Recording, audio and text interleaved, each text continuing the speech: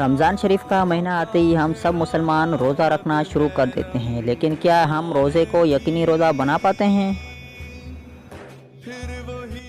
جیسے کہ کچھ مسلمان اس ماہ رمضان کے روزے رکھنے کے باوجود اپنی روزمرہ کی زندگی میں مشغول ہوتے ہیں، جیسے کہ محنت مزدوری کرنا یا پھر اپنی دکان کو سنبھالنا یا پھر کوئی اور دنیاوی کام۔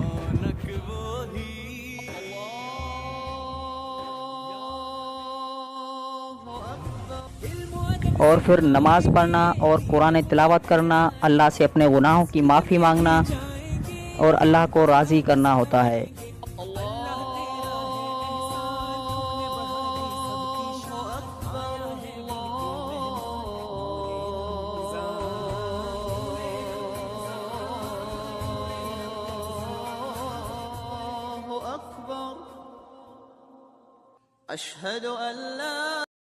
اور کچھ لوگ ایسے ہوتے ہیں جو صرف نام کا روزہ رکھتے ہیں، روزہ رکھنے کے بعد سارا دن سوتے رہتے ہیں، اپنے ٹائم پاس کے لیے ٹی وی دیکھتے رہتے ہیں اور اپنے ٹائم پاس کے لیے اپنے فون کا استعمال کرتے ہیں، سوشل میڈیا پر فیس بک، انسٹاگرام، واٹس ایپ، یوٹیوب چلاتے ہوئے اپنا ٹائم پاس کرتے ہیں۔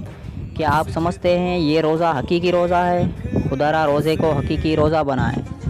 فرمان مصطفیٰ صلی اللہ علیہ وآلہ وسلم ہے کہ جو شخص کسی روزہ دار کو روزہ افطار کراتا ہے اس کو بھی اتنی ہی نیکیاں اور اتنا ہی ثواب ملے گا جتنا کہ ایک روزہ رکھنے والے کو۔ اس ویڈیو کو ثواب کی نیت سے شیئر کریں۔